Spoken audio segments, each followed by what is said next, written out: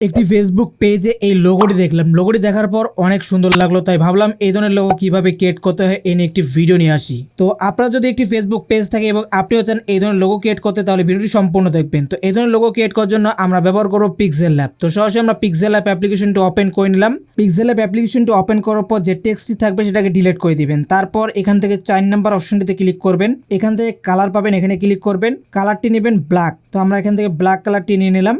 দেন এরপর আমরা এখান থেকে এই অপশনে ক্লিক করব, টেক্সট অপশনে ক্লিক করব। এখানে আমাদের টেক্সট লেখার অপশন চলে আসবে, আমরা এখানে ডাবল ট্যাপ করে ডিলিট করে দেব। তারপর আমরা এখানে যে নাম দিয়ে লোগো তৈরি করতে চাই সেই নামটি লিখবো। তো আমি এখানে সেম নামটি দিয়ে লোগো তৈরি করছি, আপনি যে নাম দিতে চান দিতে পারেন। তো এরপর ওকে বাটনে ক্লিক করব। তারপর এখান থেকে নামটাকে বড় করে নেব। দেন এবার আমরা চলে আসবো এইদিকে কালার অপশনে ক্লিক করব। এখান থেকে আমরা শুধু আকার এটার কালার পরিবর্তন করব। তার জন্য এভাবে সিলেক্ট করে যে কালার দিতে চাই এভাবে সিলেক্ট করে দেব। আপনি যেভাবে ইচ্ছা সেভাবে দিতে পারেন। তো আমি শুধু এটার কালারটি পরিবর্তন করে দিলাম। তারপর এখান থেকে পেন্ডিং অপশন পাবো, এটাকে বাড়িয়ে নেব হালকা করে। নেক্সট আমরা ফন্ট অপশনে চলে আসবো। আপনারা আমাদের এই পিক্সেল ল্যাব ভার্সনটি ব্যবহার করলে এখানে অনেকগুলো ফন্ট পাবেন, যে কোনো একটা ইউজ করতে পারেন। আর যদি আপনাদের কাছে কোনো পেইড ফন্ট থাকে তাহলে মাই ফন্টে ক্লিক করে আপনারা ফন্ট অ্যাড করে ব্যবহার করতে পারবেন। তো আমি এখানে এই ফন্টটি ইউজ করছি। তারপর ওকে বাটনে ক্লিক করব। তো দেখতেই পাচ্ছেন আমাদের নামটি কিন্তু চলে আসছে। দেন এটাকে আর একটু বড় ছোট করে নিতে পারি এইভাবে। নেক্সট এটাকে এই জায়গায় বসাই দেব। একটু মিডল বরাবর অ্যাডজাস্ট করার জন্য আমরা রিলেটিভ পজিশন অপশনটি ব্যবহার করতে পারি। হালকা একটু উপরে তুলে দেব। নেক্সট আমরা এখান থেকে এই অপশনে ক্লিক করব, এই যে মাঝখানে অপশনটিতে।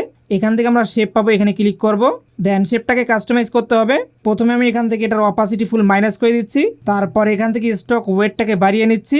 আর স্টকের কালারটা আমরা এখান থেকে গ্রেডিয়েন্ট কালার ব্যবহার করব, লাইক এভাবে। তারপর আমি এটাকে এইভাবে অ্যাড করে নেব। ওকে, আমি স্টকটা আর একটু কমিয়ে দেব, এটাকে এভাবে চাপাই দিচ্ছি। ওকে, ডান। তো দেখতে পাচ্ছেন এখানে একটা স্টক চলে আসলো। এরপর আমরা যে কাজটি করবো, স্টকটা সিলেক্ট করে এদিকে চলে আসবো। এখানে একটি অপশন পেয়ে যাব, ইরেজার, এখানে ক্লিক করব। এখান থেকে এই বক্সে ক্লিক করে আমরা বক্সটি সিলেক্ট করব। দেন এটাকে আমরা ছোট করে নিচ্ছি, লাইক এভাবে। আমরা একটা মাপ অনুযায়ী এইভাবে অ্যাড করে নেব। ঠিক আছে, দেখুন এই পর্যন্ত। আর একটু এদিকে যাবে। এবার একটা মাপ তৈরি করে আমরা এইখানে ক্লিক করব। তো দেখতে পারবেন এদিকের অংশটা ডিলিট হয়ে যাবে। এরপর এইদিকে একবার নিয়ে আসবে এটাকে, শেপটাকে এখানে ক্লিক করে দিলে দেখতে পারবেন দুই পাশে দুইটা কর্নার থাকবে। ওকে, রাইট করে দিচ্ছি। তো দেখতেই পাচ্ছেন দুই পাশে কিন্তু দুইটা কর্নার থাকলো, বাকি সব ডিলিট হয়ে গেছে। তো এবার আমরা যে কাজটি করব, আবার এই অপশনে ক্লিক করে টেক্সটে ক্লিক করব। এখানে আমরা ট্যাগলাইনটি লিখব। তারপর আমরা এখানে একটা ইমোজি ব্যবহার করতে পারি। ওকে, ডান। নেক্সট আমরা টেক্সটটাকে এভাবে ছোট করে নিচ্ছি এবং এইখানে বসাই দেব। আমরা এটার ফন্ট পরিবর্তন করব, এর জন্য ফন্টে চলে আসব। এখান থেকে আমরা ফন্ট নেব, সোলেমান লিপি নিতে পারি অথবা সেম ফন্টটিও ইউজ করতে পারেন। পেন্ডিংটা অবশ্যই বাড়িয়ে নেবেন। টেক্সটের শুরুতে আমরা একটা চিহ্ন বসাইতে পারি, এই চিহ্নটা। ওকে, তো ফাইনালি দেখতে পাচ্ছেন আমাদের লোগো ক্রিয়েট কমপ্লিট। এরপর আমরা এটাকে সেভ করে নেব। শেয়ার বাটনে ক্লিক করব, ডিফল্টে ক্লিক করে আলট্রা করে সেভ টু গ্যালারি অপশনে ক্লিক করে দেব। এরপর এটাকে রাউন্ড করব, তার জন্য আমরা এখান থেকে এই অপশনে ক্লিক করে নতুন একটা ট্যাব নেব। নেওয়ার পর আবার টেক্সটটাকে ডিলিট করে দিচ্ছি। এরপর আমরা মাঝখানে অপশনে ক্লিক করে ইম্পোর্ট অপশনে ক্লিক করব। এখান থেকে আমরা যে লোগো ক্রিয়েট করলাম সেটা অ্যাড করে নেব। নেওয়ার সময় ক্রপ অপশন পাবেন, এখান থেকে সার্কেলটি সিলেক্ট করে নেবেন এবং একটু ছোট করে নেবেন, লাইক এভাবে। ওকে, ডান।